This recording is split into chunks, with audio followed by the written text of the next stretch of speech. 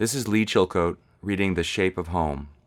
The poem begins with an inscription from the Clarendon Congregational Church record. In the fall of 1811, Horace Taylor and his wife, Nancy Douglas, accompanied the Spencer family to Clarendon from Hartland, Connecticut. The covered wagon rolling in must have been a strange sight to the birds. Except for a family of raccoons, no one had lived in the cabin in years. Leaves piled up against the threshold.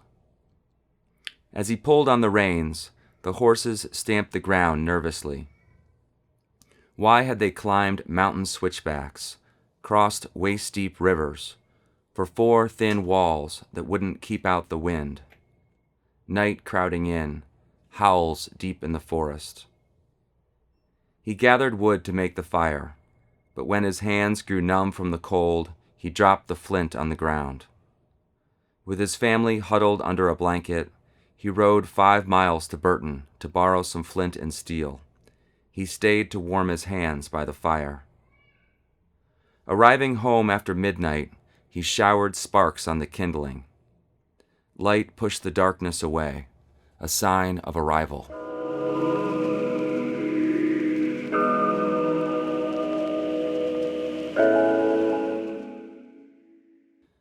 This is Lee Chilcote, reading Home Improvement.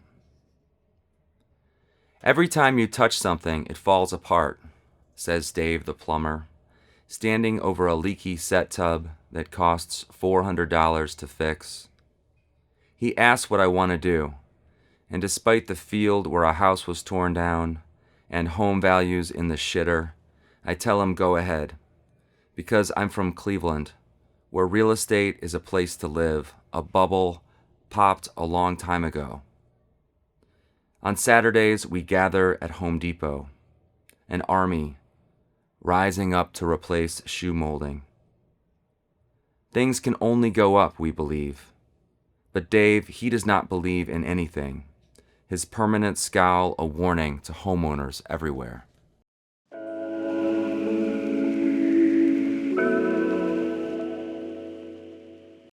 This is Lee Chilcote reading Shift Work. After the kids go to sleep, I rinse the dishes, load them in the dishwasher, and crawl in bed. Later, you'll come downstairs after falling asleep in their beds, put the dishes away, pack the bags for school, and curl up beside me. In the night, we change diapers, put crying kids back to bed, tap each other's shoulders when we're too tired to get up, make breakfast, feed the baby.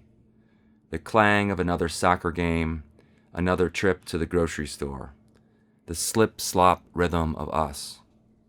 Then we go out on weekends, skip the appetizers, skip the desserts, skip the movie, walk hand in hand past 20-somethings, to go home and make love, voicing our gratitude for clocking in, for showing up, for cradling each other in the dark.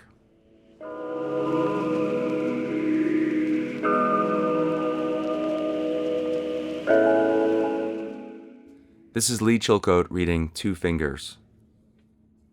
You brought a black girl home to jump rope, holding hands and chanting as you skipped along the drive. When Grandpa got home from the hospital, your head flew above the fence, red pigtails flopping beside her black braids. He climbed the steps and slammed the door. When he got sick and moved in, I carried cereal and orange juice to his room, his back bent from polio, his voice a whisper.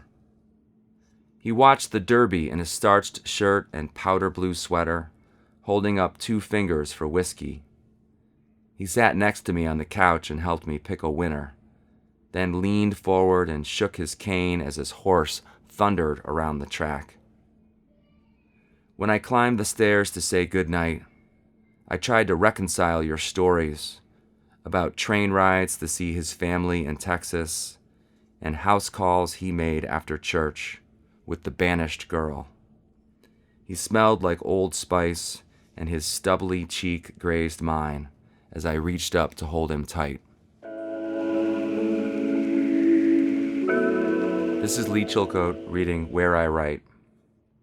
On envelopes, napkins, backs of bills, in the grocery store line, at red lights, in the garden, my hands caked in dirt, at my desk, avoiding eye contact with the to-do list, at the playground, tapping a poem between cartwheels.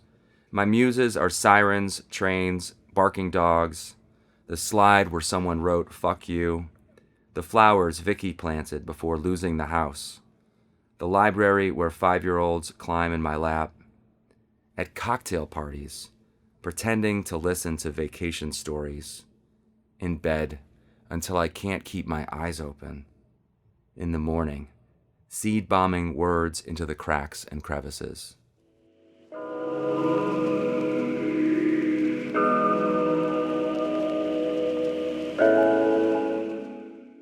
This is Lee Chilcote reading Roots Music. The needle hit the record, and through the scratchy silence came a sandpaper voice, the wallop of a backbeat, the fat notes of electric guitar. We kicked the rug back from the hardwood floors, and Dad tipped his head back and crooned, his forehead beating as he played the air harp with his eyes closed. Senior year in high school, he borrowed his dad's car, picked up his friends, and drove to a joint on Euclid with glass block windows and a neon sign.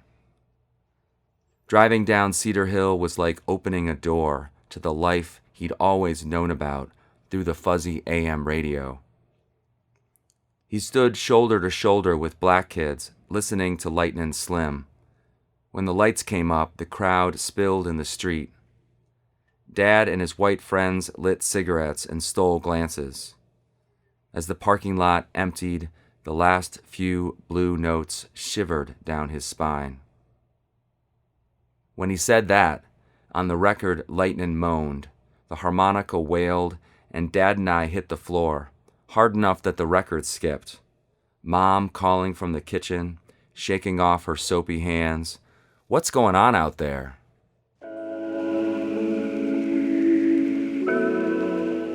This is Lee Chilcote reading Rock and Rollers.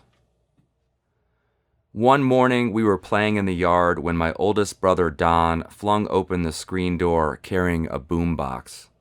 It was freshly loaded with a set of 8D batteries. He set it down on the driveway and pressed play. "Listen," he commanded. Hurt So Good leapt out of the speakers, and he began jerking around like a possessed pogo stick. When Johnny Cougar shouted, "Hey," we all started gyrating our hips like Elvis. We spent afternoons watching MTV, smooth-chested 10 or 11-year-old boys learning about sex from guys with long hair who wore tight pants and makeup.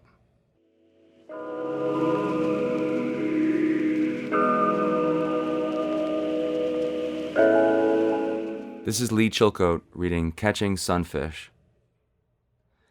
I spent all day in the sun, feet dangling off the dock, catching one after another, then hauled my bucket to the porch. "Can we eat them?" I asked. They were only the size of my hand. Fishermen threw them back. Mom got out a knife and spread newspapers on the counter. She plucked out a golden beauty and sawed off its head. I watched in horror as its severed mouth gulped for air before, finally, growing still. Wearing her vacuum face, Mom scooped out the guts and trimmed the skin. A $1 of meat, our prize.